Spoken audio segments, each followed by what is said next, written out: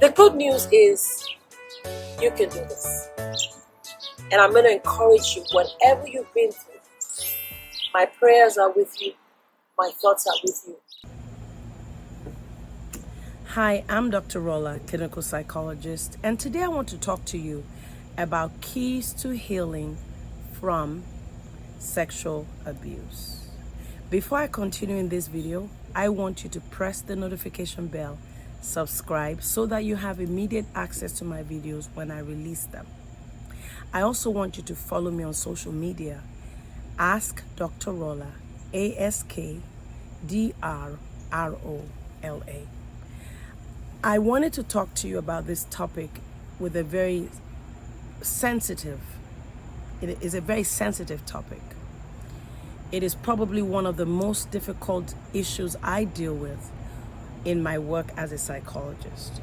And I've been working with victims of trauma and people that have suffered sexual abuse for over 22 years as a social worker, as a mental health counselor, and then when I started practicing psychology over 18 years ago.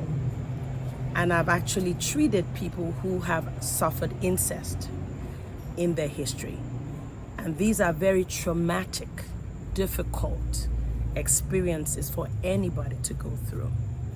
I have worked with people who experienced it in their childhood and now they're adults. Some of them never even told the story till they became adults. They moved on, had their own families, everything seemed okay. And as they grew, as time went on in their lives, they realized that they're still struggling with the effects of the trauma they suffered. And I've also worked with children who go through this. Many of those who suffer sexual trauma have nightmares that disrupts their sleep. They have recurring dreams about what they experience. And because many of them were abused by people that supposedly loved them and people that showed care to them in one way, it becomes very difficult for them to deal with the mixed messages that they receive from their abuser. Many of them feel a sense of connection with the person who abused them. Can you begin to imagine the complexity of the emotional processing that is going on for somebody who has suffered abuse? And that's why I'm going to divide this topic into probably 2 or 3 videos, just so I can take my time and really explain what needs to happen to move the person who has suffered sexual trauma in the direction of healing. It is important for you to know that anyone who has suffered sexual trauma can heal with the right support in the right situation. And that is some of the keys that I'm sharing with you today. This is nowhere exhaustive, but these are critical aspects, foundational for anyone who has suffered sexual trauma. I want to talk to you first about the power of bringing the person who has suffered sexual trauma into a place of safety. So the number one issue, the main issue, is that the person who has suffered trauma needs to feel that the world and the people around them are not dangerous. Oftentimes, the sexual trauma is from somebody who they know, somebody who has abused them over long periods of time. They begin to perceive their relationship with others and the world at large within the lenses of the abuse that they suffered. Because of that narrative of danger, they must come to a place of safety. How do we bring somebody who has suffered sexual trauma to a place of safety? We begin to encourage them and provide an environment where there is emotional safety. What is emotional safety?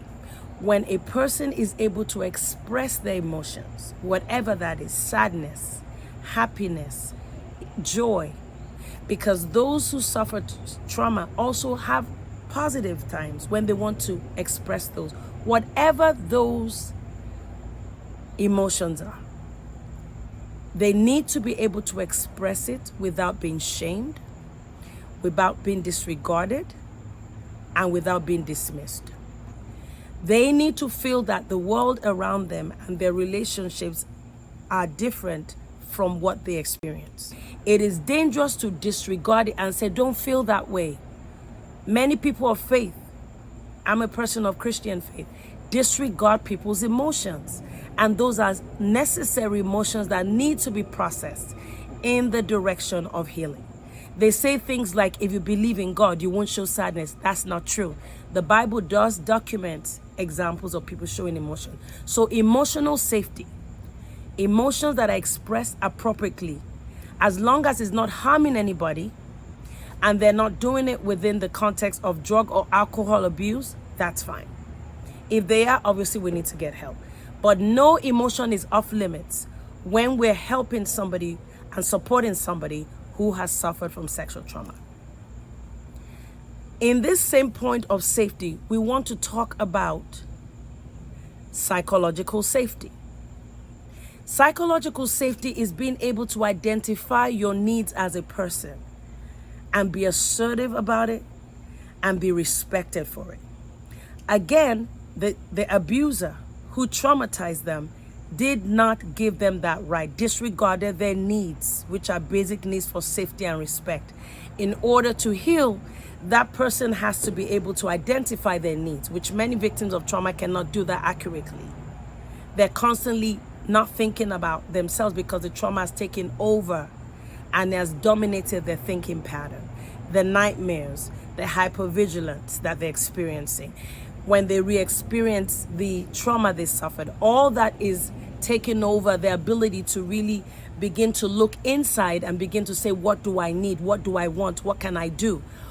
We need to encourage the victim of sexual trauma to identify their needs, to express their needs, and they need to be validated for that. Which means that you do not want to constantly do things for them and say, preempt them and say, tell me, I know what you need and do it for them. You're actually working against them. You try to work at their pace and let them be the leader in guiding you to what they need.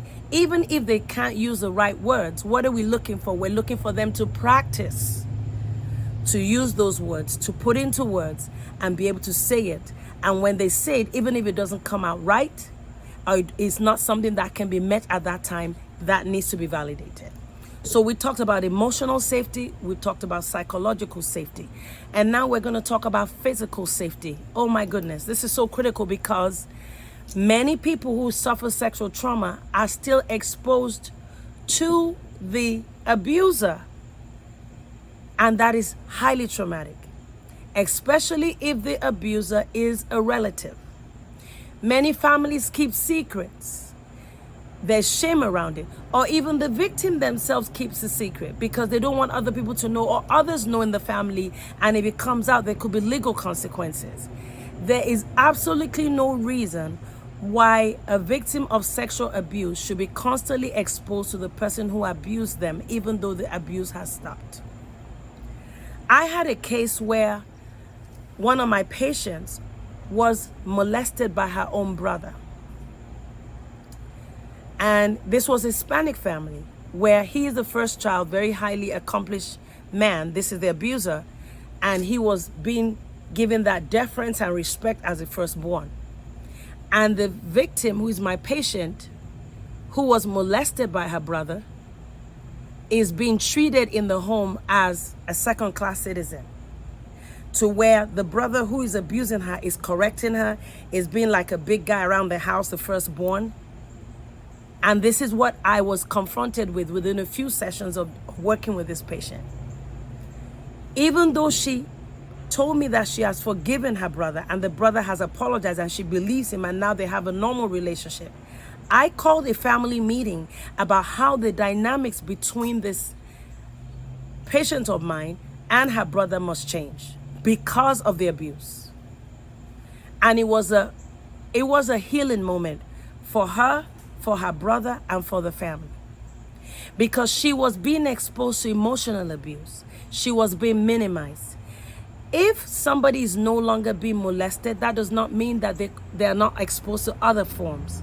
Is the environment safe for that person physically? Are they still being slapped, hit, or giving very harsh consequences for what they do. That is unhealthy. When a person has suffered sexual trauma, the environment needs to be very therapeutic. That doesn't mean that we're going to let them get away with doing what they like, but we cannot be harsh on them because they're already feeling very, very, very vulnerable and fragile emotionally.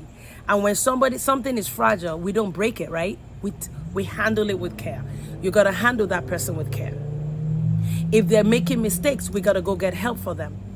But psychological, emotional, and physical safety is critical. For anyone who is suffering, who has suffered sexual trauma, and people around them must be acutely aware of this and keep away people or situations that could engender that feeling of dangerousness that came into the victim's life story because of the abuse. So we're changing the narrative by creating a different environment. Very powerful. Imagine if every family out there and friends do this for somebody who suffers sexual trauma. They will be amazed at how much progress and healing would happen for the person who has suffered. So I'm going to continue this in another video, and I will talk to you later. Before I end this, please like this, subscribe, share it. This is such a critical matter, and that's why I'm taking my time to talk about this. And I will talk to you soon. Bye now.